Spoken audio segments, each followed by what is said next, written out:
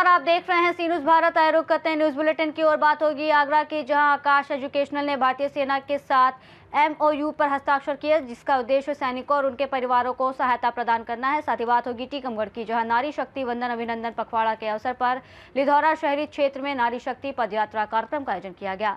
तमाम खबरों पर विस्तार से चर्चा करेंगे। आगरमालवा में भारतीय किसान संघ की तहसील इकाई ने गेहूं उपार्जन में किसानों को हो रही समस्याओं के त्वरित निराकरण के लिए धरना दिया। किसान संघ ने अपना मांग पत्र अनुविभागीय अधिकारी मिलिंद ढोके को सौंपा, जिसमें प्रमुख मांगों में गेहूं उपार्जन केंद्रों पर सत्यापन की समस्याओं को तुरंत ठीक करने, खरीदी क्षमता को बढ़ाने और किसानों को नरवाई प्रबंधन के लिए अनुदान पर कृषि यंत्र उपलब्ध कराने की मांग की गई। इसके साथ ही उपार्जन केंद्रों पर बैठने की उचित व्यवस्था और शीतल जल की उपलब्धता की भी मांग की गई। अधिकारी ने 2 दिन में समस्याओं के समाधान का आश्वासन दिया, जिसके बाद किसानों ने धरना समाप्त किया। इस दौरान जिला कृषि विस्तार अधिकारी आरपी वर्मा, सीएसपी मोतीलाल कुशवाहा और अन्य विभागीय अधिकारी भी मौजूद थे। आगरमालवा से सी न्यूज़ संवाददाता अर्श अहमद कुरैशी की रिपोर्ट। आगरा में आकाश एजुकेशनल ने भारतीय सेना के साथ एक महत्वपूर्ण एमओयू पर हस्ताक्षर किए, जिसका उद्देश्य सेना के सैनिकों और उनके परिवारों को शैक्षिक सहायता और कल्याणकारी लाभ प्रदान करना है। इस साझेदारी के तहत AESL देश भर में अपने केंद्रों पर सेना से जुड़े विद्यार्थियों को स्कॉलरशिप और विशेष सुविधाएं प्रदान करेगा। ये सहयोग वर्तमान सैनिकों, सेवानिवृत्त सैनिकों, गैलेंट्री पुरस्कार विजेताओं, दिव्यांग कर्मियों और शहीद सैनिकों के परिवारों को लाभान्वित करेगा। AESL के MD चंद्रशेखर गरीसा रेड्डी ने कहा कि शिक्षा सैनिकों के परिवारों के उज्जवल भविष्य की नींव है और इस साझेदारी से उनके बच्चों को गुणवत्तापूर्ण शिक्षा और मार्गदर्शन मिल सकेगा। मित्तल है, ब्रांच मैनेजर आकाश इंस्टीट्यूट आगरा ब्रांच। आज मुझे बहुत खुशी हो रही है कि आप सबके सामने ये बात बताते हुए कि आकाश इंस्टीट्यूट का नेशनल लेवल पे, पैन इंडिया लेवल पे एक MOU साइन हुआ है आकाश इंस्टीट्यूट और आर्मी के बीच में, जहाँ जितने भी स्टूडेंट्स हैं आर्मी के अभी बच्चे पढ़ रहे हैं, जिनको नीट या जेई या फाउंडेशन की प्रिपरेशन करनी है, उसमें स्पेशल कंसेशंस की उपलब्धि बच्चों को दी जा रही है। जैसे कि फॉर एग्जांपल, अगर कोई भी आर्मी पर्सनल जो मार्टियर हो गए हैं, देश के लिए शहीद हो गए हैं, उनके लिए जो हमारी मोर देन 3.5 लाख रुपए फीस है नीट या जेई की, मात्र 25,000 रुपए में वो 2 इयर्स की सारी preparation with all study material, with all test series के साथ यहाँ पे करेंगे।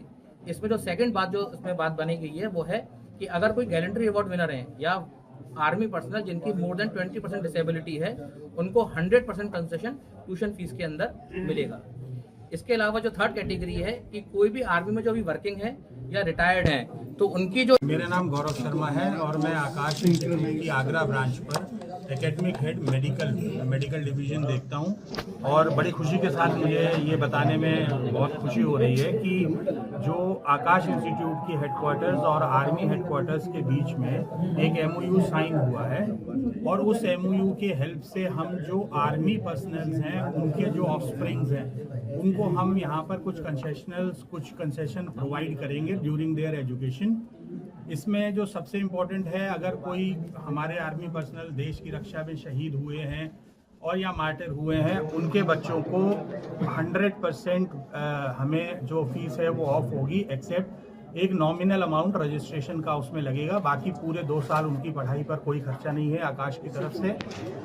आगरा से सी न्यूज़ संवाददाता अनुज उपाध्याय की रिपोर्ट। बदायूं के आंवला रोड स्थित ग्राम कासमपुर, थाना कुंवर गांव के पास एक ई-रिक्शा और मोटरसाइकिल के बीच टक्कर हो गई, जिसमें मोटरसाइकिल सवार लालता प्रसाद घायल हो गए। टक्कर के बाद स्थानीय लोगों ने ई-रिक्शा को रोक लिया और पुलिस ने मौके पर पहुंचकर जांच की। जांच में पाया गया कि ई-रिक्शा किसी बड़े पशु के मांस की सप्लाई कर रहा था। पुलिस ने मांस और ई-रिक्शा को जब्त कर लिया और मामले की जाँच शुरू कर दी है। बदायूं से सी न्यूज़ संवाददाता राजीव की रिपोर्ट। बांदा जनपद के ग्राम रोजगार सेवकों ने अपनी समस्याओं के शीघ्र समाधान के लिए एक 5 सूत्रीय मांग पत्र खंड विकास अधिकारी को सौंपा है। उन्होंने मुख्यमंत्री को संबोधित ज्ञापन में 8 से 10 महीने से लंबित मानदेय, EPF राशि का सत्यापन, मनरेगा कार्यों के लिए स्मार्टफोन और डेटा की व्यवस्था, रोजगार सेवकों को विभागीय कर्मी के रूप में मान्यता और मासिक मानदेय के लिए अलग बजट प्रावधान की मांग की है। इसके अलावा 2021 में मुख्यमंत्री द्वारा की गई घोषणाओं को लागू करने की भी उन्होंने मांग की है। रोजगार सेवकों ने चेतावनी दी है कि अगर उनकी मांगों पर कोई सकारात्मक प्रतिक्रिया नहीं मिली तो 1 मई को जिला मुख्यालय पर 1 दिवसीय धरना प्रदर्शन करेंगे। 16 से 25 अप्रैल तक वो सांकेतिक कलम बंद हड़ताल पर रहेंगे और 28 अप्रैल को सांसद और विधायकों को ज्ञापन सौंपेंगे। भाई साहब, क्या नाम है और किस प्रकार का ज्ञापन दिया गया है? जी, मेरा नाम सत्येंद्र कुमार है ग्राम पंचायत मुसीमा से रोजगार सेवक के पद पर हूँ। और आज वीडियो साहब को ज्ञापन दिया गया है हमारे प्रदेश नेतृत्व के आह्वान पर, जिसके हमारे 5 सूत्री मांगे हैं। जो कि हमारे में ज्ञापन में पहली मांग है 8 से 10 महीने के से लंबित मानदेय जो हमको मिलता है। अल्प मानदेय पे हम लोग काम कर रहे हैं, वो भी हमको समय से नहीं मिलता, जिसका हमें 8-10 महीने से लगभग मानदेय हमको नहीं मिला है। उसी संदर्भ में हम लोग ज्ञापन देने आए हैं। और हमारी दूसरी मांग है कि मासिक मानदेय भुगतान हेतु पृथक बजट की व्यवस्था का प्रावधान किया जाए अथवा मानदेय भुगतान सामग्री अंश से किया जाए। तो हमारी तीसरी मांग है कि ग्राम रोजगार सेवक के चार्ट में जो हम लोगों का जॉब है, उसके जॉब चार्ट में अन्य कार्य को जोड़ते हुए विभागीय कर्मी घोषित किया जाए। क्योंकि हम लोगों से जो भी काम आते हैं ऊपर से सब ये होता है रोजगार सेवक करे काम, जबकि जो जॉब चार्ट में हमारे नहीं है, मनरेगा का सिर्फ काम है। हमसे जो है अन्य भी काम करवाए जाते हैं। और चौथा है कि 5वां है जो हमारी मांग है कि EPF की धनराशि UN अकाउंट में जमा कराकर जिला स्तरीय अप्रूवल कराया जाए। हम लोगों का EPF लगभग 2015 से अप्रैल 2015 से हम लोगों का EPF कट रहा है, जो कि हमारे UN खाते में नहीं जमा हुआ है। अतः उसके लिए भी हम लोगों ने ज्ञापन दिया है।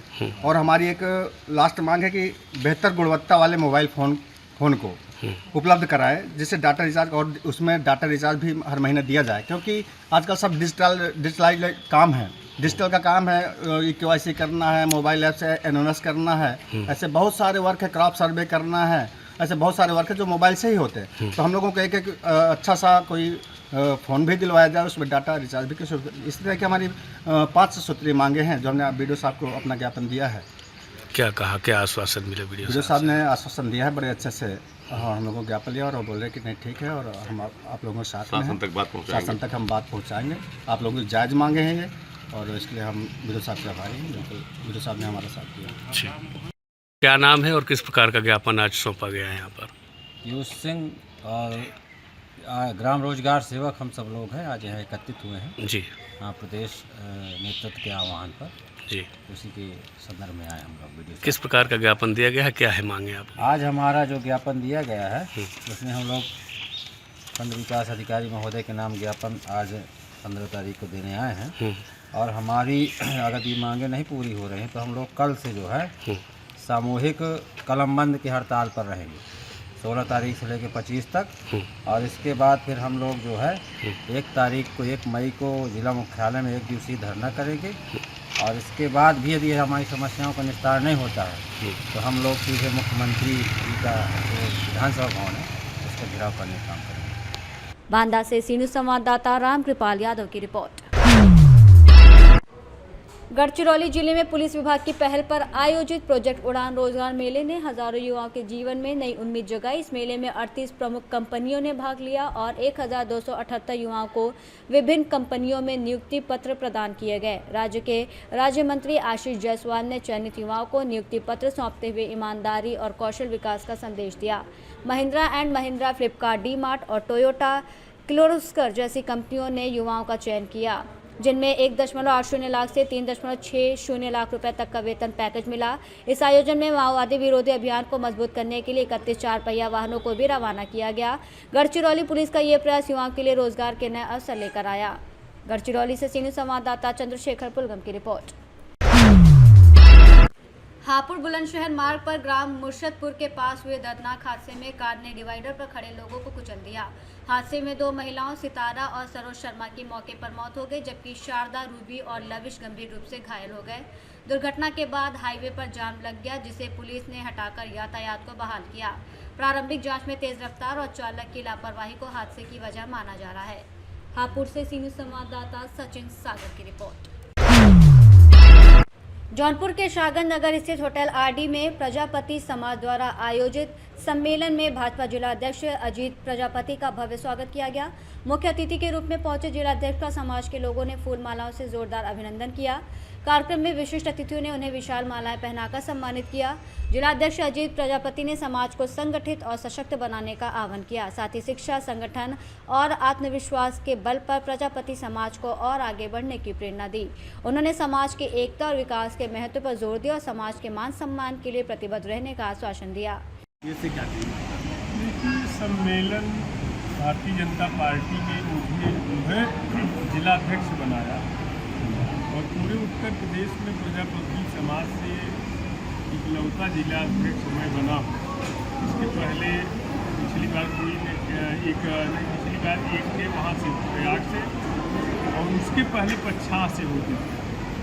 लेकिन इस बार जो है इधर जो है अपने जौनपुर जिले से भारतीय जनता पार्टी ने हमें चुना है, यानी प्रजापति समाज के किसी बेटे को चुना है। इसलिए प्रजापति समाज में उत्साह बहुत तगड़ा है। पूरे जिले नहीं, अगल बगल के भी जिलों में है, लेकिन यहाँ शाहगंज विधानसभा के जो हमारे समाज के लोग हैं उनका कई महीने से कह रहे हैं कि आपका स्वागत करेंगे, एक दिन समय दीजिए। लेकिन कार्यक्रम संगठन का इतना कार्यक्रम है, समय नहीं मिल पाता था। आज भी किसी तरह से समय निकाल कर और ये स्वागत के कार्यक्रम में उपस्थित हुआ। मैं समाज के अपने सभी लोगों का धन्यवाद भी किया कि आपने जो है हमारा स्वागत किया। मुख्य उद्देश्य यही था। अध्यक्ष जी, एक सवाल है। शाहगंज विधानसभा में बसपा ने प्रभारी गुट के जुल्फिकार गामा तो कितनी चैलेंजिंग मानते हैं सीट को अपने आप? देखिए, चैलेंजिंग यहाँ कुछ भी नहीं है। समाज बहुजन समाज पार्टी आप देखते हैं हमेशा वो तीसरे नंबर पर रहती है, कोई मतलब नहीं है। और गामा जी का हम लोग सम्मान भी करते हैं, लेकिन ये है कि यहाँ से बहुजन समाज पार्टी का कुछ। जौनपुर से सीनियर संवाददाता दिवाकर मिश्रा के साथ दीपक सिंह की रिपोर्ट।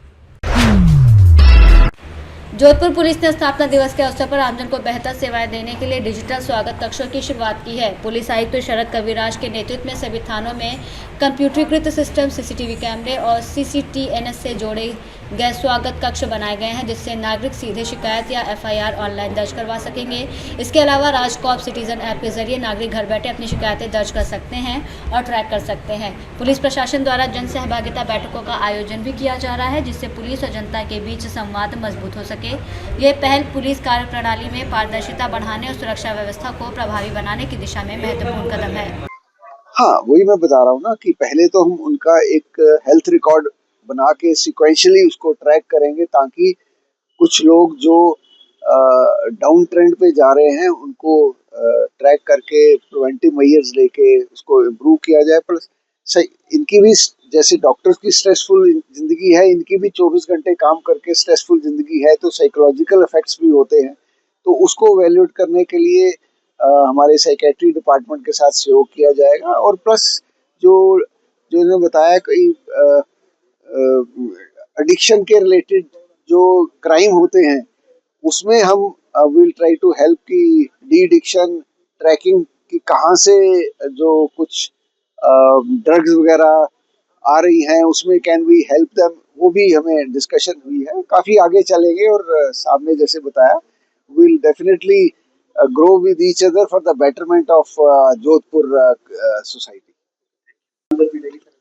देखिए, जो पुलिस दिवस की पूर्व संध्या पर पूरे कमिश्नरेट में सभी थानों में स्वागत कक्ष, और अगर स्वागत कक्ष नहीं भी है तो परिवादी के आने पर क्या प्रक्रिया अपनाई जाएगी, इस पे आमूलचूल परिवर्तन किया गया है। जब भी परिवादी अब थाने पर आएगा तो ये सुनिश्चित किया जाएगा कि उसके मौजूदगी के अंदर ही एफआईआर दर्ज की जाए या परिवाद दर्ज किया जाए।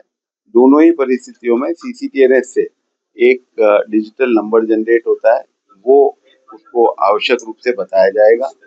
और बताने के लिए जो राजकॉप सिटीजन ऐप है उस पे उसको कैसे देखना है ये भी उसको बताया जाएगा, ताकि भविष्य में जो उसके केस में प्रगति हो वो उसको पता लगे उसे, और ये उसको नए कानूनों के तहत ये उसका अधिकार है। तो इस अधिकार को, नए कानूनों का जो अधिकार मिला है उसको हम मूर्त रूप में स्वागत कक्ष के माध्यम से ट्रेनिंग देके उसको बताएंगे। सर, अब तक कमिश्नर पर कितने स्वागत कक्ष बना दिए गए या कितने बाकी हैं? स्वागत कक्ष तो एक बार जहाँ भी थाने थे वहाँ बनाए गए थे। कुछ ऐसे थाने जो किराए की बिल्डिंग में चल रहे हैं वहाँ पर स्वागत कक्ष का कोई इशू है, बाकी स्वागत कक्ष सभी जगह। सर, ऐप जो डाउनलोड करवाने के लिए और भी किसी तरीके से अभियान चलेगा? पुलिस जगह जगह जाएगी? जन सहभागिता जो हमारा अभियान है उसके तहत हम लोग सभी जगह इसको करेंगे।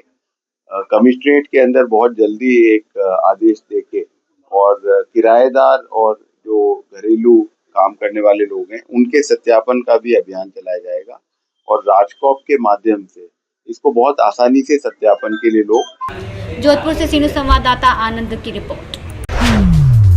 खरगोन में सीबीएसई बोर्ड परीक्षा परिणाम घोषित होने के बाद शहर में एक 10वीं के छात्र के फांसी लगाकर आत्महत्या का मामला सामने आया है। छात्र ने बुधवार शाम को फांसी लगाई, जिसका गुरुवार सुबह जिला अस्पताल में पोस्टमार्टम कराया गया। मिली जानकारी के अनुसार जैतापुर पुलिस चौकी क्षेत्र के आदर्श नगर निवासी वैदिक राठौर ने फांसी लगाकर अपनी जीवन लीला समाप्त कर ली। परिजनों के मुताबिक छात्र 67% अंकों के साथ उत्तीर्ण हुआ था और इसके बाद भी उसने ये घातक कदम उठा लिया। क्या घटना हुई? घटना ये हुई कि हमारे मौसी के लड़के का लड़का है, रिजल्ट आया, रिजल्ट उसने देखा और अकेला ही गुमसुम होकर कमरे में चले गया और फिर आई नहीं, मतलब उसकी मम्मी गई, उसने देखा दरवाज़ा नहीं खोला तो फिर ऊपर से झाँक के देखा तो खंभे से लटक गया था। कौन सी पढ़ता था बच्चा? हाँ, कौन सी क्लास में था? 10वीं में था वो, सीबीएसई 10वीं में था, आदित्य विद्या विहार खरगोन। क्या नाम था बच्चे का? वैदिक राठौर।